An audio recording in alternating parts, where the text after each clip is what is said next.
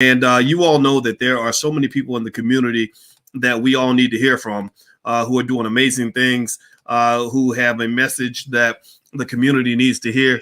But and also the best measuring stick of these great people is that these are the people that mainstream media tends to be afraid of the most. And one brother that I have today is somebody for whom I have tremendous respect. I have followed this brother for a very long time on social media, and his name is Deric Muhammad. I'm gonna pull it up so you can see how to spell it: Deric. And if you don't know that name, you will know it after we get done talking. And without further ado, I'd like to ask my brother, how you doing today, man? Man, I'm blessed, brother, Dr. Watkins.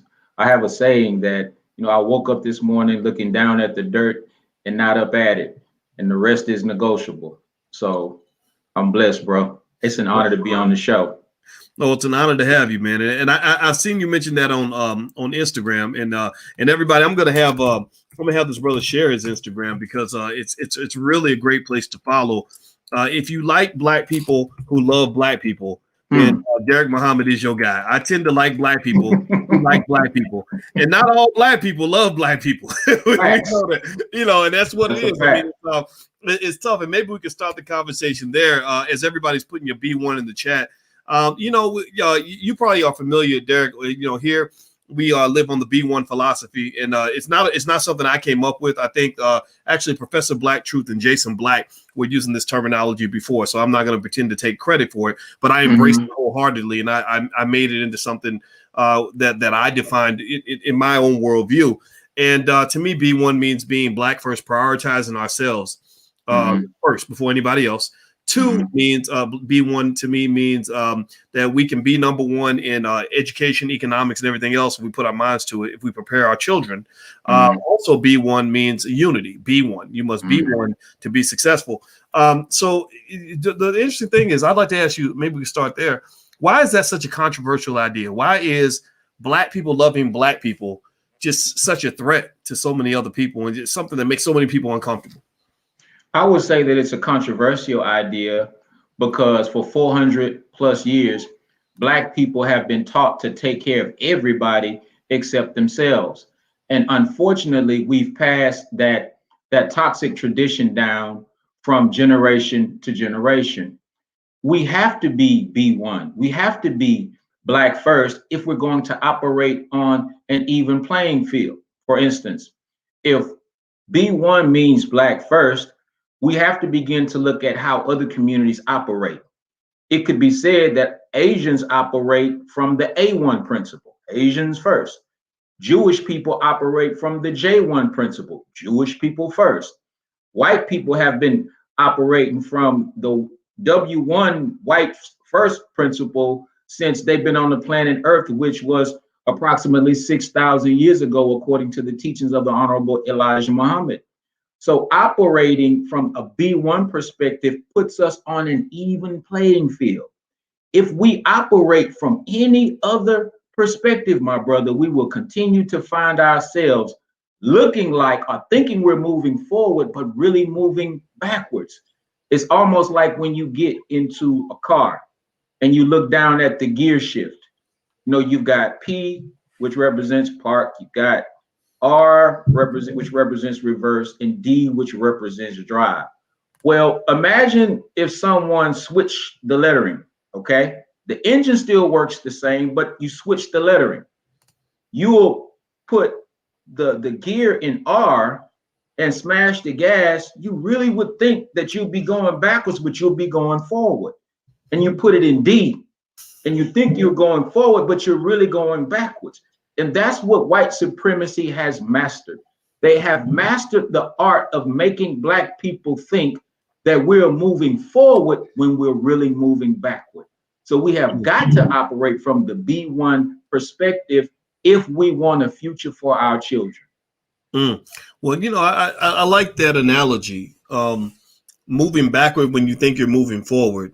And here's the thing: if you let's say I think I'm pro-Black, but I've been taught in the wrong way, as you said. I went to school with white supremacists at the front of the classroom who are teaching me that forward is backward and backward is forward. But I really believe I'm pro-Black, so I'm gonna go hard with what I believe in. I say I'm as an educated Negro, and I'm going to go hard for the Black community. So next thing you know, because I've chosen to go hard and because I've been taught that backward is forward and forward is backward, I'm going to go 100 miles an hour in the wrong direction. Right. You follow me? You know, and that to me is an interesting, the paradox of some of us hoity-toity educated folks who went to school a long time and all that is we will really think we're doing something good when actually we are engaged in accelerated destruction of our people.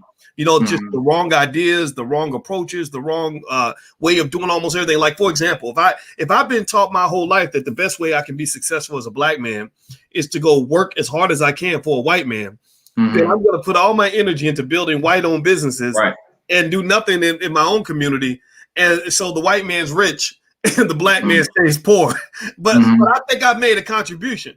So it almost seems to me that based on what your point is, I'd like to get your thoughts on this, that we've got to, when you talk about it, think about it like a war, where you take a certain territory, you secure certain areas in the war. I almost think we have to secure the educational system, and more specifically the minds of our children. We must begin to educate our own kids if we want them to even know what it means to make progress. Exactly.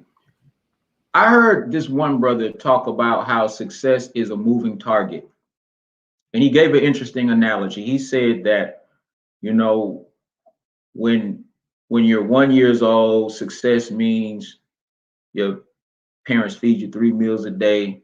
You get to cry when you want to. People bring you what you want when you cry. That's a level of success. He says when you're 5 years old, let's say 3 years old, success is sleeping through the night without wetting the bed. Then 15 years old, success is getting a girlfriend. 30 years old, success is buying a car. Like, we have all of these standards for success at different levels of life. It's a moving target. And so when you get around to being 90 years old, all of a sudden, success is getting through the night without urinating in the bed again. It's like it comes full circle. And I think that we as a people are still perfecting what it means to be pro-Black. What it meant to be pro-Black in the 1950s is different from what it means right now. Why? Because we've experimented with certain things that did not work. The desire for integration back in the 50s and the 60s, if you desired integration back then, you were considered to be pro-Black. Not today, because we already experimented with that social experiment, and we see it's one of those things that where we thought we were moving forward, but we were really going 100 miles per hour backwards. So the uniqueness of the time in which we live is that we get the opportunity to learn from all of these false flags of what it meant back then to be pro-Black. Like nowadays, I think it's clear. If we're not talking ownership, that's not pro-Black. If we're not talking ownership of land and reparations, that's not pro-Black. So I think just like success is a moving target, pro-Blackness has been a moving target for the past 5, 6, 7, 8 decades. But I think now we have a clearer picture of what it looks like. And some Negroes don't want to grasp what's in their faces, because what it means to be pro-Black today will make you uncomfortable if you still want a seat at Massa's table. That's where we are right now. And if you're not willing to endure the discomfort, even if the discomfort means the sacrifice of life, bloodshed even, so that the next generation can be what the last generation could not be, then we're not on code. We're not on point. We're not as B1 as we think we are. So I think, again, the B1 concept is something that needs to be adopted nationwide, because if we're not thinking Black first, we're not pro-Black. Wow, very well said. Very well said. Everybody, I'm speaking with Mr. Deric Muhammad, and Deric and I are talking about all aspects of blackness. I hope you all will take one moment, please, and not just say greet the brother and welcome him to the platform, but also hit the thumbs up button, hit the thumbs up, share, subscribe button. And I'm also going to put Deric's Instagram on here. And everybody who has an Instagram account, if you will go follow him, these are the people that we should be listening to. No disrespect to the rappers, but we need to listen to the thinkers. No disrespect to the athletes, but we need to hear from the revolutionaries in the community, the people that are black first. No disrespect to anybody else, but sometimes the reason you get the wrong information is because we're listening to the wrong people. I want to elevate the smart people in the community and get rid of some of the ignorance, or at least have an alternative perspective, so that those of you who are smart and are B1 and want to be smarter don't feel like you are the outcast or the oddball. So have people tell you that you act in white because you actually love a black woman and want to raise a healthy black family, or if you have people think that you're being uppity because you want to read a book instead of go to the club. And a lot of us have seen that. And actually that leads me to the next topic I want to ask you about. Just this morning, my wife and I were talking about Bill Cosby, and we were kind of breaking down and explaining. And a lot of people either don't understand or refuse to understand how a person could admit that, that there were some questionable things that have occurred in the life of Bill Cosby that make us all kind of say, what was going on? While at the same time being 100% clear that he should not have been in jail. This is and I don't even know what your position is. So I want you to feel free to share whatever perspective you have. But I felt that the man's civil rights were violated. I didn't feel like they had any evidence. They promised not to prosecute. They violated all kinds of rules to get him locked up. That's why I felt like he should be free. But there are a lot of people who just refuse to accept that, right? Because they just believe he's guilty no matter what. I'd like to get your thoughts on the Cosby situation, as well as how that might fit into conversations we have about not just the debacle Cosby's experiencing, but finding a way to come to terms with his legacy where we can still give him credit for some of the things he did that were positive. Well, what are your thoughts on that? Well, as a Muslim and a follower of the Honorable Elijah Muhammad under Minister Farrakhan, the Holy Quran teaches us that on the day of judgment, when a man stands before his creator, he has his good deeds in his right hand and he has his bad deeds in his left hand.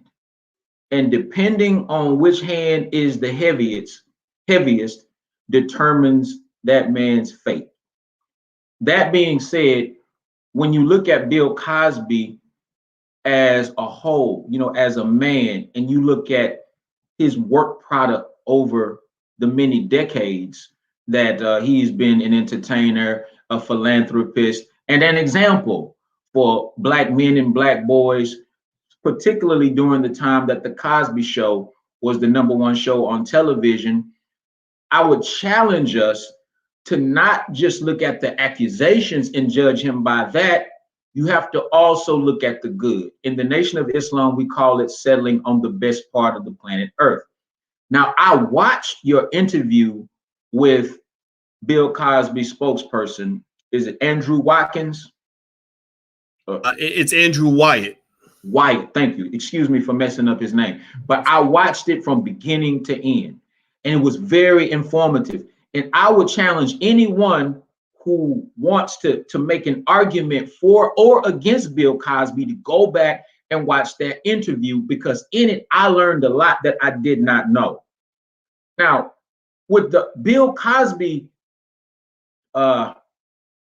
situation, you have more than one debate taking place at the same time. And when we don't understand that, then we find ourselves yelling at one another in circles because we don't understand. This is just not a one level situation that we're dealing with. Bill Cosby's situation is there's a moral argument there, and there is a legal argument there.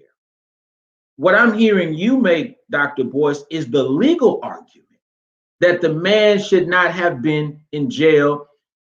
His civil rights were obviously violated. If not, they wouldn't have let him out of jail. When was the last time you just let him see a black man go free if there were not some real hard evidence that his civil rights were violated. If Cosby is as guilty as the Pennsylvania courts says he is, then why did they have to cheat in order to convict him? That's my question. If he's that guilty, then do it the right way. Now, as far as the moral argument, and I go with the same thing I heard you say. I can't speak to what Cosby did or didn't do with those women because I was not there. So I don't know. I do not know. But what I do know and what I did learn from that interview is that I do believe that the powers that be in the entertainment industry had an axe to grind with Bill Cosby, and that played out on the legal stage, and that's one of the reasons that black man ended up in jail. I don't know about you, but there are very few times when I see a black man walk out of prison and I'm not happy. There's just very few times when I see a black man walk out of jail and it doesn't do something to me, because so many of us get marched into prison, and a lot of times for things that we did not do. So I think there's so many lessons to be learned from this Bill Cosby situation that we as a community need to focus less on our varying opinions about it. Let's stop fighting about it and let's see what it is that we can learn from it. Well, it's interesting. You make a great point about the difference between the legal argument and the moral argument, right? And we know that legality is not the same as morality. Right. For example, it was once considered illegal to teach a slave how to read, but there's nothing immoral about it. It was just the law. Or paying college athletes was always illegal, but I always felt it was immoral not to pay them. Right. And we can debate them. Now, here's what's interesting. When I think about the Cosby case, I actually am okay with us making both the legal and the moral argument to say that you should have incarcerated him, because obviously the legality, the legal issue is right there. It's plain as day. Judge Joe Brown. When Joe Brown kind of chopped and diced up Mark Lamont Hill the way he did, that made that point real clear. The moral side of it is this: you violated the man's civil rights. You sent an old man to die in prison based on very interesting hearsay. You wouldn't do that to a white woman. I challenge everybody in this room. I've asked this question before. Give me a yes or no. Have you ever heard of any situation where a white female was sent to die in prison where there was no physical evidence that she committed a crime against anybody? Give me a yes or no. Also, give me a yes or no on this. Has a white female ever been sent to die in prison for allegedly touching somebody's genitalia? If a white woman were to touch my genitals and I was to say, okay, first I want this woman to pay me $3 million. And then I want you to send her to a level 5 maximum security prison where, with the scariest human beings on the planet, where she might be beaten and raped every single day until she's dead. People would think I'm crazy. They would think I'm asking for too much. And so the thing about white supremacy to me in America is it's right in front of your face.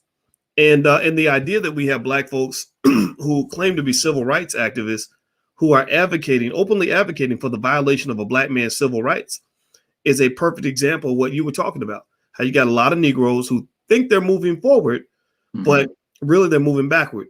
And the reason they falsely think they're moving forward is because many of them, they went to school. Some of them got PhDs or whatever. And so they were educated by white supremacists and they become the perfect white supremacists because they have black skin. So they come to the community with all these poisonous ideas, like literally almost like a virus, coming into the community with all these poison ideas. And they say, this is progress. We need to make progress. We need to be more progressive. They even, coined that term. And what they're really saying is, in their mind, that progress really means getting closer to what white people think. Thinking more like them.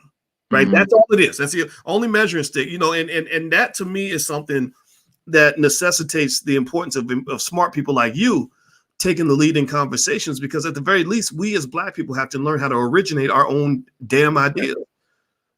Please give me your thoughts on that, brother. I didn't mean to talk too much. Please forgive me. I've been doing a lot of thinking lately, and I think we need to coin a hashtag called Protect Black Ideas. protect Black ideas. Mm. And these are the ideas that originate in the minds of Black people, but at the same time are synonymous with an agenda of empowerment for Black people. There are too many Black faces that have already been given the idea of the oppressor, and what they are, they're just talking heads for the ideas of others, not for ours. There are some so-called leaders who would probably love to be able to come out and say, you know what, we support Bill Cosby being freed from jail, but they are afraid that those who write their checks will not be pleased. Let's just call it for what it is. Let's just call it for what it is. I think, did you do a poll on your Twitter account Yes, I did. Yes. And could you please share with us what were the numbers? Yep. Yep. I asked the simple question. I said, do you think Bill Cosby should have been released from prison? 88% of the respondents said yes. 88%. That's fascinating, right? Because you'll never hear that on CNN or MSNBC or anywhere. Exactly. 88%. Exactly. And so if we're listening to the platforms that are controlled by some of the very people who had a vested interest in taking Bill Cosby down, then we'll never get the truth about how Black people see things and how we feel.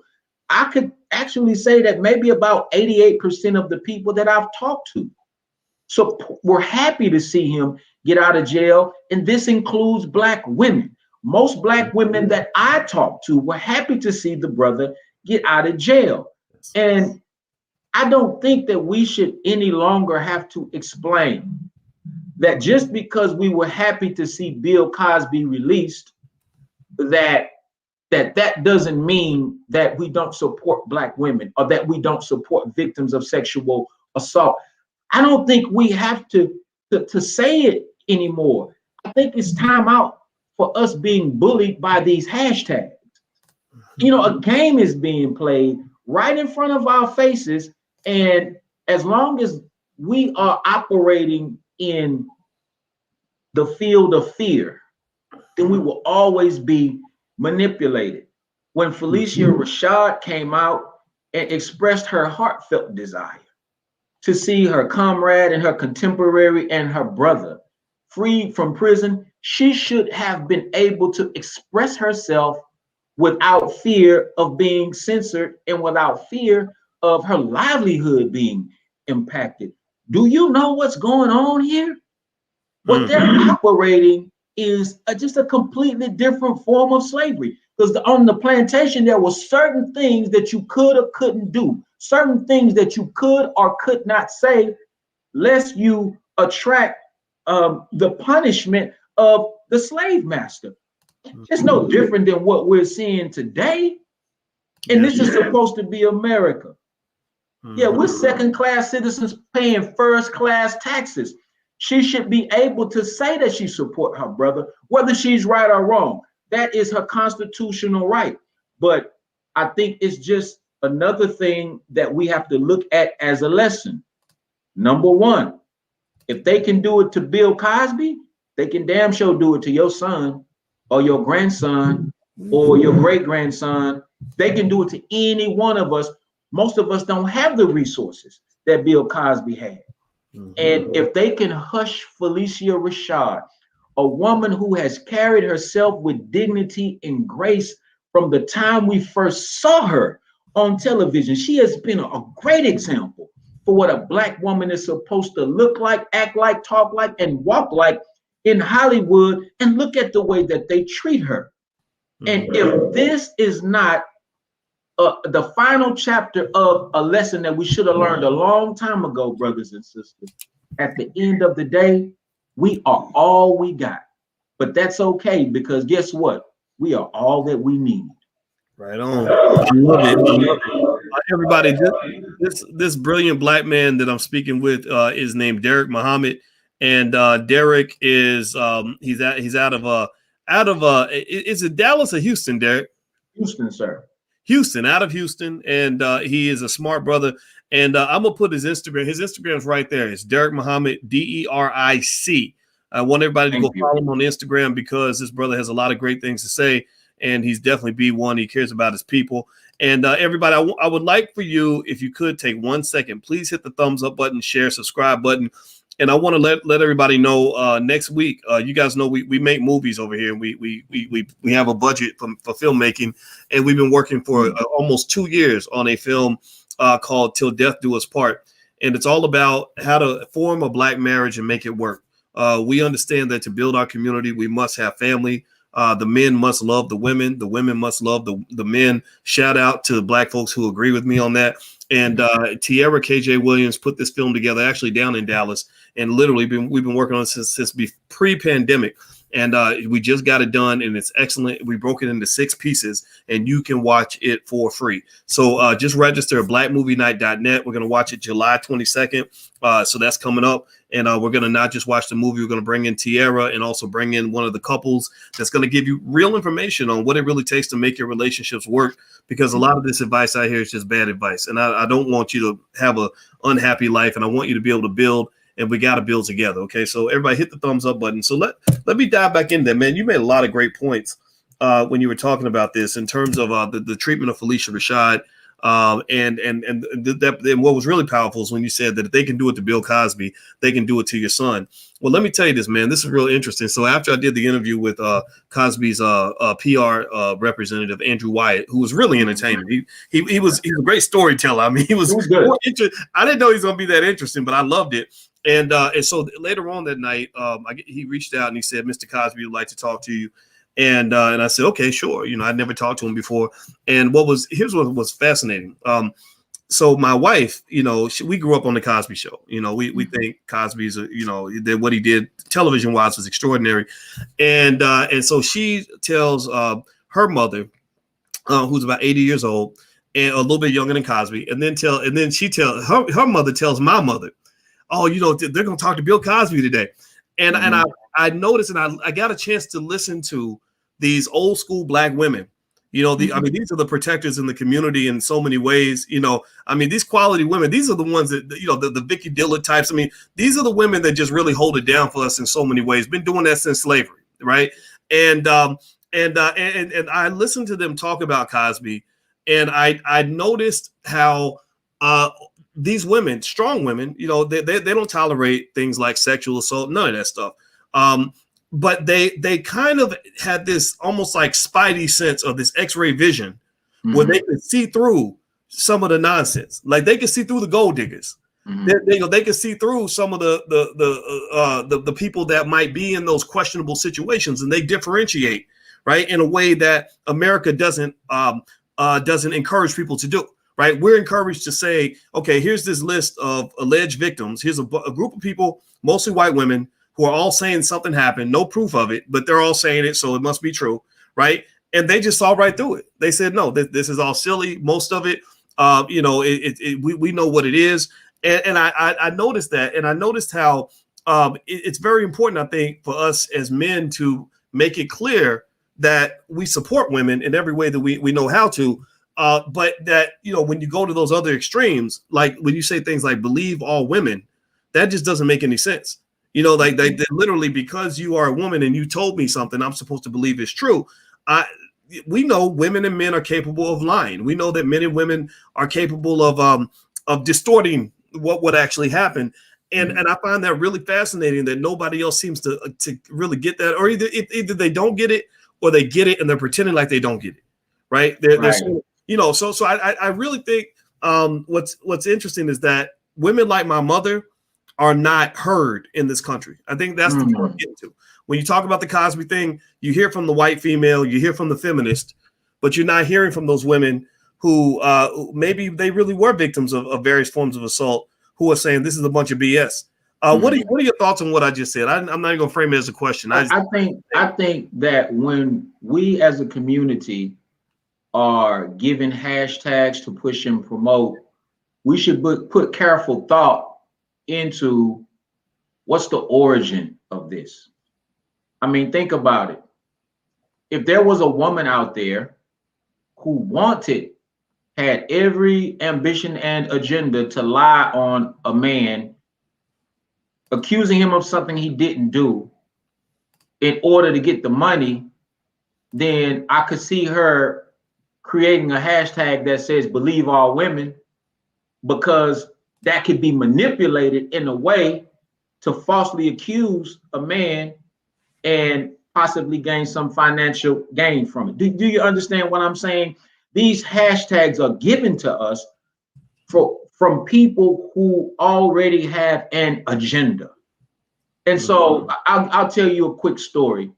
I pride myself with being an on the ground activist, meaning I like to be out among the people. I like being able to touch the people. I love feeling the spirit of the people.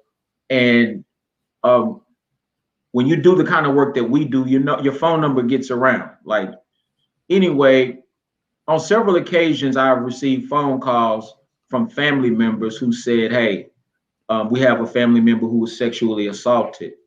And there have been times when, you know, I remember a young girl, she was probably 14 to 15 years old, and she used to hang out at my sister's home. And my sister came and told me, we're going to call her Precious. I don't remember her real name. You know, Precious said that her mama's boyfriend tried, you know, to rape her last night. I'm like, what? So we sat down and talked with her. And she confirmed it. So later that day, myself and other members of the FOI, along with my brother Abdul Qiyam Muhammad, shout out to brother Qiyam. I'm mentioning his name because he can bear witness that this happened. You know, we went and knocked on the door. Mother's boyfriend came to the door. Brother, can we speak with you for a second? Yeah, he said, you know, Precious is alleging that you tried to sexually assault her last night. Is that true? Oh, no, brother, that's not true. That's not true. I'm like, okay, well, we're going to come back around 3 o'clock today, and we're going to bring her with us, and we're going to have a conversation about it. When we came back at 3 o'clock later that day, Precious's mom said, he gone, y'all. He went back to Louisiana, and they never saw him again. So I'm saying that to say, I don't have to say that we stand ready to defend victims of sexual assault or those who where there's an attempt. We do it. We do it. We go there. But there's another situation. And if you're in Houston, you may remember this young sister. She was a high school student. She said that she had been pulled into a vacant house and that she was sexually assaulted by 2 black males. This was a young black sister. She was underage, 16, I think. We went to her home. We spoke with her family. You know, you have to be very careful how you handle people, young women who said that they've been victims of sexual assault. You know, you never reveal their identity. You don't ask them questions unless they want to talk. There's a way to handle it. I've been doing it for many years. And so we started to organize the community publicly around these claims. Dr. Boyce, we had a sketch. You know how they make the suspect sketch? The police came and made a sketch. So now we've got faces, 2 faces. And not only did we have activists and community members going door to door saying, have you seen these men? We got street dudes, you know, on the street riding around looking for them. It was a big thing. We all on the news with it. And one morning I got a phone call from the young girl's mother stating that she had confessed that she was not telling the truth, that she had voluntarily skipped school. She'd done some things that she was afraid to admit to her parents, but all of this stuff was stirred up. And I'm telling you, because I was there in the thick of the energy, somebody could have easily gotten hurt. So you can't tell me believe all victims, be they women, men, or whatever. I say believe all victims, but you must first investigate to find out who the victim is, because sometimes the victim is the one who's being falsely accused. And again, the Holy Quran teaches us that when an unrighteous person brings you news, look carefully into it, lest you harm a people in ignorance and be sorry for what you did. So if a woman comes to me and tells me, Brother Deric Muhammad, I've been sexually assaulted, I am inclined to believe her, but it is my duty to, after I believed her personally, I still have to investigate it and look into it. And once we arrive at truth, then we determine who the real victim is. But again, these hashtags that are given to us are given to us for diabolical purposes. Like, I don't have anything against the defund the police movement. I have nothing against it. In certain ways, I support it. Defund them, take the money from them. They ain't doing nothing with it anyway, except upholding an infrastructure where they could kill us and get away with it. But I question where that came from. Because whoever wrote it had a vested interest in writing it. Whoever wrote Defund the Police was probably already well positioned to take the funds that were being defunded and put it into their own coffers and run and do something with it in some other community. So we just got to stop running off with these hashtags and using hashtags to bully one another and to bash one another without finding out if we created the hashtag and for what purpose. I hope I'm making sense, my brother. I think you're making perfect sense, and I want everybody to know that the brother that we are speaking with today is Mr. Deric Muhammad, and that's his Instagram, and that's also his Twitter. So everybody should please follow Deric Muhammad. He's a smart brother, and also take 1 second, everybody. Please hit the thumbs up button if wherever you're watching. Hit the thumbs up, share, subscribe button, all that stuff. We're building Black media. Black-owned media is critically important. One of the things that I believe, and I assume my brother agrees with me, is I mentioned it to Cosby's guy, and I've said it before. Supporting Black-owned media is very important, because when you think about a guy like a Bill Cosby, since we were talking about him, let's use him as an example. Who else is going to really preserve his legacy? Right. In an accurate, in a fair way, right? I think you can be completely fair to Cosby and still give him credit for the things that he did, right? And then challenge him on the things that that are not quite as perfect as everything else, if you know what I mean. Right. I think about, when I think about Cosby's life, I saw him making really massive donations to lots of institutions and HBCUs like no other, giving them all kinds of money, and supporting media outlets, like the NBCs. NBC probably made $1 billion off of him. He supported white universities like Temple. And I believe he did that partly because a lot of people do philanthropy to secure their legacy, right?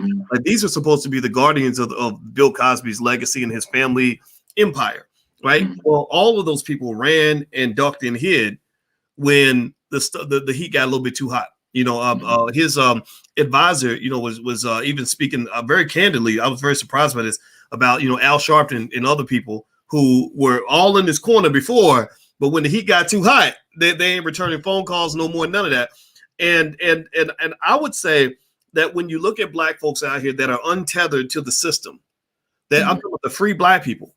I know people make jokes all the time because the conspiracy theory is that I'm secretly being controlled by the government or by an Asian man or by a white man.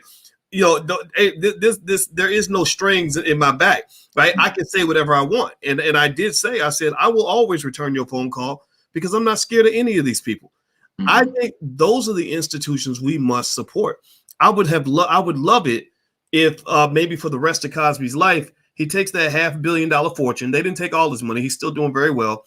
I would love to see him writing $10, $20, $30 million checks to Black-owned schools run by Black educators in the Black community, so that they don't have to ask for money from the government. They don't need money from corporate America. They don't need money from the Democrats. They are able to operate independently, right? I would love to see some resources, and it's not just Cosby, I'm talking about anybody, go toward independent Black-owned media outlets, so that we can broadcast our message to millions of people, just like CNN and MSNBC and Fox News can, right? Because at the end of the day, I think Cosby's legacy is going to be preserved by people like us. I don't see a lot of people saying the things that you and I are saying. I mean, y'all give me a yes or no in the chat. Are y'all seeing any other conversations anywhere in mainstream media where intelligent Black men are giving a fair and intelligent assessment of what happened in the Cosby case? And this isn't just Cosby, it's every other issue that goes on in the community. This is what we have to support. I'm not talking about just supporting me. I'm talking about anybody. Like this brother Deric, he's doing the work. Why are you so quick? I mean, think about this. I'm going to make this point, then I'm going to shut up because I'm talking too much. But process, and so I really want us to challenge ourselves and become conscious of that. Economic consciousness. Everybody uses the term consciousness, but I don't think a lot of people know what it really means to be conscious. Right. Consciousness is an awareness. Are you aware of where you're putting your support, where you're putting your money? Very important. Can you speak to that, brother? What do you think? Man, I agree. I believe that economic consciousness is critical. Not only is economic consciousness critical, economic justice is something that we have to pay closer attention to. When we're asking for reparations, when we're demanding reparations, we're not showing up in Washington, D.C. with a tin cup asking for a handout. Reparations is actually economic justice. We want proper compensation for the work that our ancestors have already done. That's what we want, because that is what we deserve. And so one of the reasons that I admire your platform so much, my brother, is because you deal with a plethora of issues that are critical to Black people, but at the same time, you stay focused on driving home that point that we have to get our economics together if we are ever to be free and independent.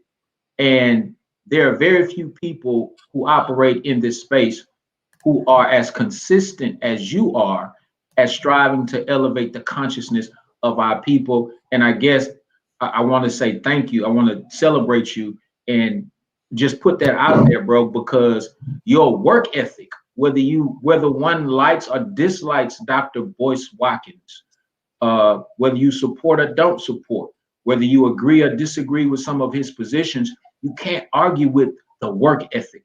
And this is something that I think is a great example for our young boys. Our young boys have to be taught work ethic. Our young girls have to be taught work ethic, not twerk ethic. There's too much teaching of twerk ethic and not enough teaching about work ethic. But we got to get the economics piece together. And I will also say that as a people, we have to become land centric in our thinking. Where there is land, there is freedom. You cannot have one without the other. The young brothers and sisters in South Africa who have formed a political party called the Economic Freedom Fighters, they're fighting for what they call economic freedom in our lifetime.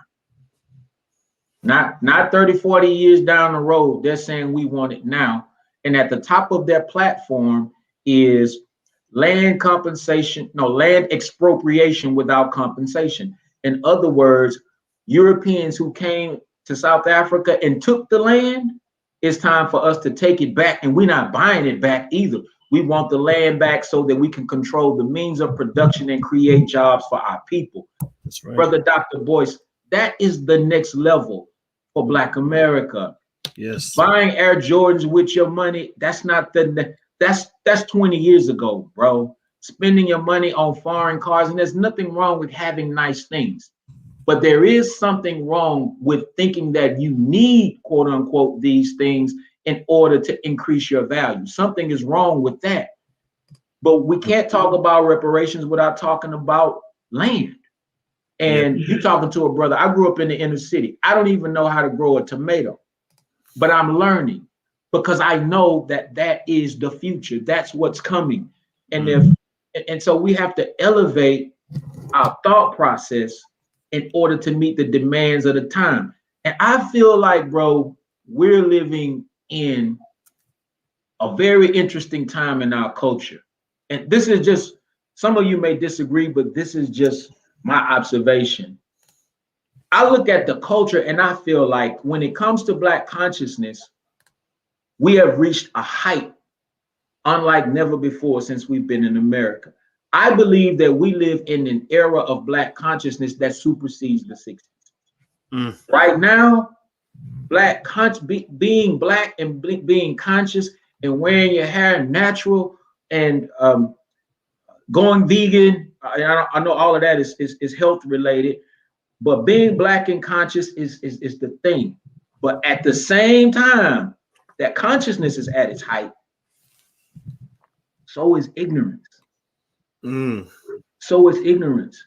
Like never before have we turned on, a channel where they show rap videos, and you got brothers doing rap videos on top of the grave site of one of their ops. We've never seen anything like that before. So we're at the height of consciousness and the height of ignorance at the same time. At the same time.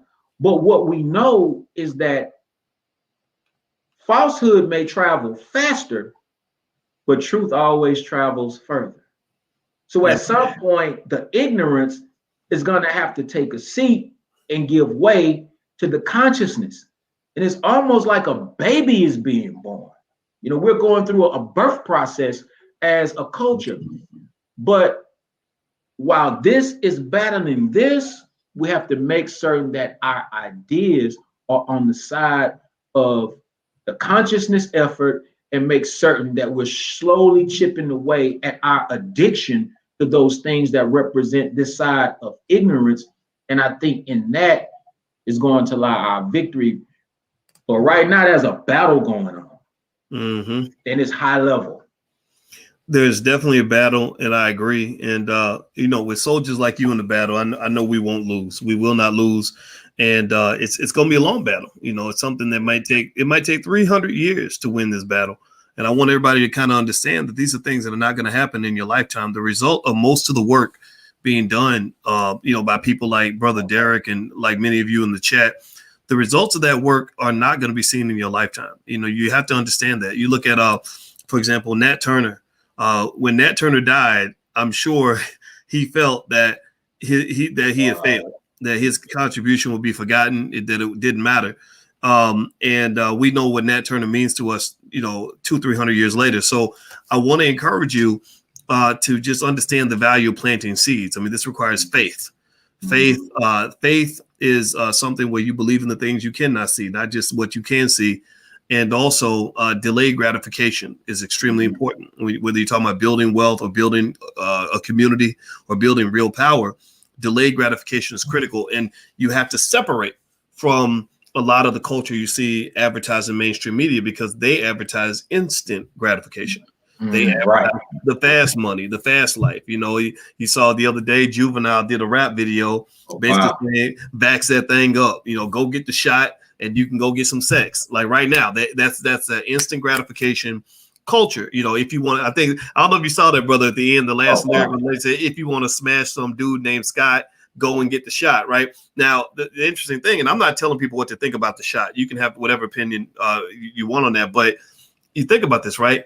This shot, a lot of us don't even know what's in it. It could have serious long-term health effects, but they're basically saying that if you do this thing that might jeopardize your long-term health, you're going to get this thing that's going to give you instant gratification. We will give you the carrot, the reward, the instant reward for something that may have long-term effects. And that's, and so that's why you see so many ads where they say, come get the shot, we'll give you some donuts. Come get the shot, we'll give you some weed. Come get the shot, we'll give you something that will create those endorphins. And that's not just in that area. I mean, this is everywhere. If you remember the movie, the NWA movie, Straight Outta Compton, there was a part where Jerry Heller basically said, here's $80,000, instant gratification.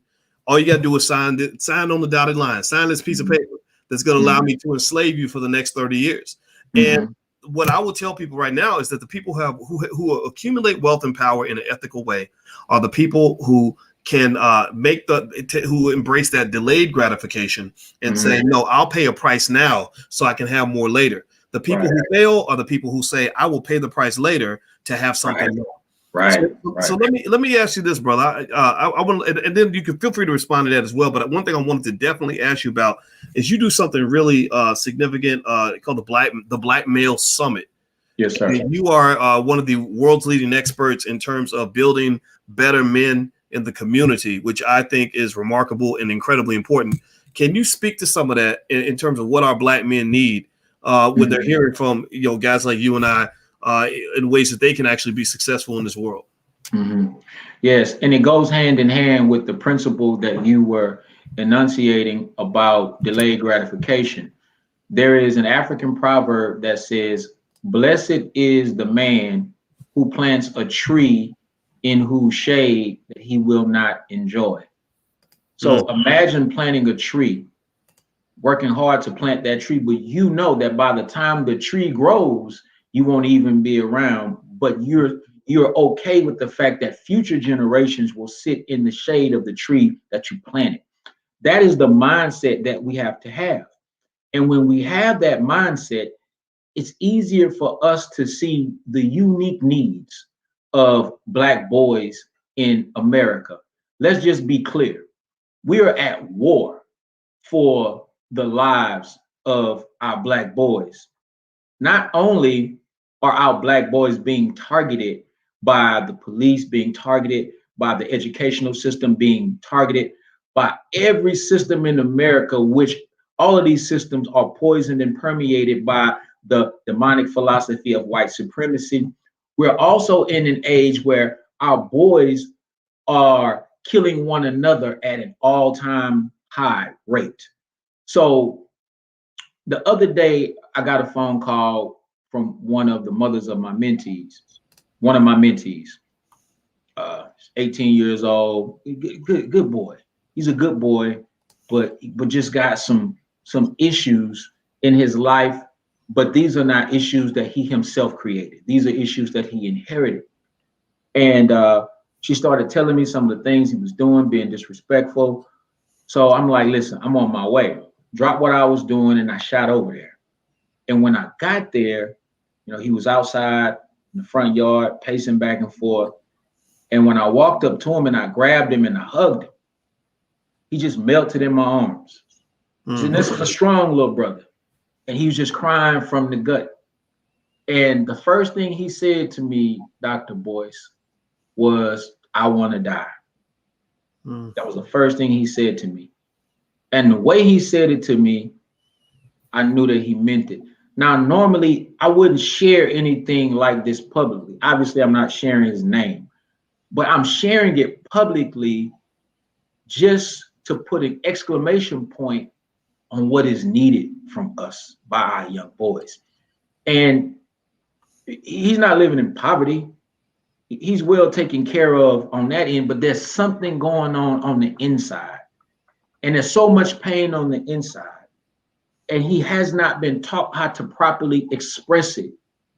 And he needs someone that will walk shoulder to shoulder with him to be able to help him, to advise him, to let them know that they care even when he makes a mistake. So for the next few days, I had to do a lot of one-on-one, with him. And by God's grace, he's in a much better space right now. But it just bears witness to the power of the presence of a Black man in a Black boy's life. And you don't have to have, listen to me well, you don't have to have a big platform like Dr. Boyce Watkins to do so. The best work is the one-on-one work, the each one teach one work, the work that nobody sees, the conversations that nobody hears except you and that young boy, that young brother. And so I want to challenge all Black professionals, and you don't even have to be a professional. You could be a yard man, you could be a sanitation worker. You might not even have work going on right now. I don't know. But you should be pouring back into somebody. And if you're not, you're failing your community. Again, you don't have to have a big platform to do it. We have to adopt and reactivate the concept and the idea of each one teach one. And I think that is the only way that we're going to get Black boys in America to the level that they deserve to be. And that's the level that God created them to be on, and that is the level of a young God. But it's gonna take some investment, bro. Right on. Well, I love it. I love it. And everybody, I want to let you all know I'm speaking with Mr. Deric Muhammad. You can follow Deric. You should follow Deric at Deric Muhammad, which is spelled on the screen. Don't spell it with a K, spell it with a C. And it's one R, not two. And everything that you said has been on point, man. And I really loved it. And you and I have been Instagram, social media friends for a long time. And it literally just, God told me, reach out, bring him in. And that's what I did. There was no special occasion, nothing in particular going on. But I felt like you were one of those people that I needed to, rebuild with in a way that was, beyond simply shouting each other out on social media. Because, we shout each other out all the time. But I think that these alliances are important because I really think, unfortunately, a lot of our young men are not always getting the best advice, and my sensitivity was heightened to it when I saw a lot of guys who didn't even understand why a man would want to be a stepfather, and I did not understand that, and because I think being a stepdad is the greatest thing in the world. I'm not even really a stepdad. I'm the real dad. We don't even talk step and all that. But I was like, wait, why wouldn't you want to mentor young children? Like, this is awesome. Like, you get a chance to secure your legacy and all that. And then it hit me. Wait, I'm 50. And a lot of these guys are 25 and 26, 27 years old that are saying this. And I think that was where I said, okay, let me just go ahead and kind of break some of this down and address it head on so that we can really understand and reclaim what manhood means. And because I know that if I'd never had a father that was there for me, my biological father was not there. He was just, I can't say much about him. But I had a man that stepped in and married my mother, raised me as a own, and made that sacrifice. And I think that if I had never had that, I don't know if I would see myself as even being worthy of that. And I would probably see children and the kids in the community as more of a burden than as an opportunity. That's where you can make your investments. And so it was that influence from my father, which a lot of our kids, 76% of our kids don't have a father in the home. And I think that's sad because fathers in the house, that makes a difference. Seeing that dad every day, every morning at breakfast, all that, him constantly being, on your back about stuff like that builds a different type of boy than a guy who maybe sees his father once a year or something like that, or twice, 3 times a year, whatever the number is. Right. So ultimately, I really hope that men can really embrace different aspects of manhood. I hope that the community can fight against the culture that tells women that they don't need a man. I think the man is critical for protection. I think just basic things like your children are less likely to be molested if there's a man around. Like, no one will ever touch my daughters in the house because I'm here and their father's around the corner. You're going to get hurt if you ever try something like that. But, there are situations where things happen because the protection of the father is not there. So I think that what you're doing is very important for that reason. And we really have to, in my view, have a parenthood bailout. The same way they bailed out the banks, we're going to have to bail out our families a little bit, which means that my rule is very basic. If I see a black child that needs my help in that moment, it is my duty as a black man to do something for that child. Right. Don't get me wrong. I ain't gonna bring you home. You ain't gonna be living in the house necessarily. But if that means I got to be your daddy for 10 minutes, then I embrace that fully because that's my job. That's my responsibility. When I get online and I have people that say, I look at you as like my adopted dad. I have people that'll say that in the chat, and I say that's exactly right. I am your dad, and I love you very much because you need the validation of a father so you can go into this world with the confidence that comes from knowing that you had a man that really loved you and cared about you and want you to do well. And I'm pushing that to people to say, embrace that, embrace the things that your community needs, and stop worrying about what the hell white people are telling you or what you're seeing on TV or what everybody's telling you is cool. Half that stuff that they tell you is cool is the same stuff that's getting you killed. We got to look at it head on. When you see these rappers dying at the age of 45, it's because they were living a life that was breeding death, right? And they market that to you. And next thing you know, you got these young brothers killing themselves and putting themselves in terrible situations. Families a complete mess. Single mothers out here barely making it. Little kids out here running the streets. And you don't know how that happened. Well, it happened because you're getting advice from all the wrong people. So I want you all to go follow Deric Muhammad. Please, please, please follow him, because I want us to at least start committing ourselves to getting advice from the right people. He is one of the right people, and that's why I asked him to come in here. So thank you very much, brother. I'll let you get the last word, man. No, just I want to say thank you again, Dr. Boyce. I want to encourage you as my brother to keep doing what you're doing, bro. You're making a difference when you don't think that you are. And you mentioned being a young boy's dad for 10 minutes. I want to say that you will be surprised at the impact that 10 minutes has on that child. If you speak to a young boy, a young black boy, and he can tell that you're speaking from the heart, and you give him, sometimes you're giving him the advice that he's been looking for 10 years. In that 10 minutes, you could shave 10 years off of his life. And I think that's the approach that we have to take. But America has given us a mindset of individualism. So any man who would say, you know, whatever you want to, whatever you do, you don't want to be a stepdad. You're thinking about how being a stepfather will impact you. You're not thinking about how being a stepfather will impact that child.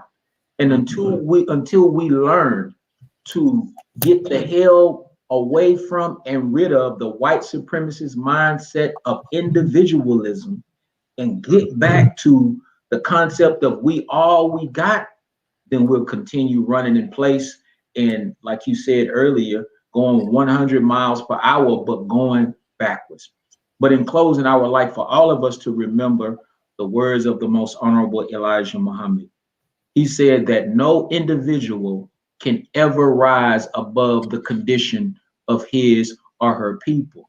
So it doesn't matter if you are a millionaire, a billionaire. It doesn't matter if you've achieved all of these different levels of success in white America.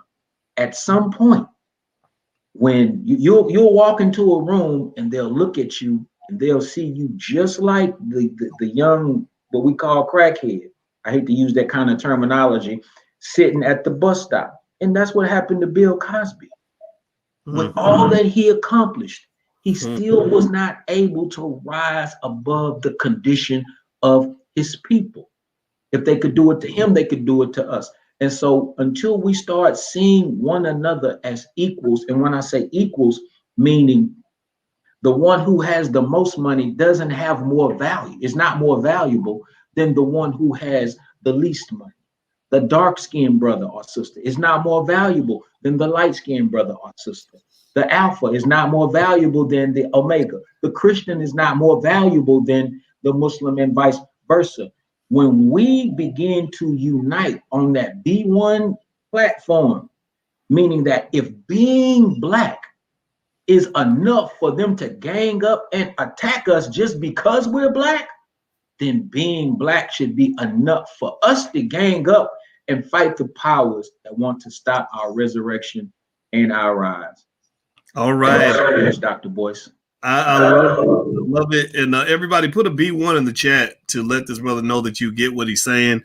He was right on point with that. His name is Deric Muhammad, and this is how you can follow him. Everybody follow Deric on social media. Please do that, and hit the thumbs up button if you haven't done that yet. And also, just a reminder to everybody before we head on out, you know, every Wednesday night at 8:30, I have a book club, and it's totally free, and it's part of my life class, which is also free to you, at blackkeystogreatness.com. And right now we are reading together. We're going through Dr. Claude Anderson's book, Black Labor, White Wealth. So you can go to blackkeystogreatness.com. It's a great motivational program in terms of setting goals, time management, things like that. But there's also the book club aspect, which you can join for free. And we're going to cover Black Labor, White Wealth. Then we're going to do Powernomics. Then we're going to do the Black History Reader. So if you'd like to join us Wednesday nights at 8:30, sign up at blackkeystogreatness.com. And once again, I want to say thank you very much, Deric. It was great to talk to you again, brother. All right. And everybody, please follow Deric at Deric Muhammad. Put that on the screen one more time. You all have a wonderful day. God bless you. We will see you soon. Take care. Peace.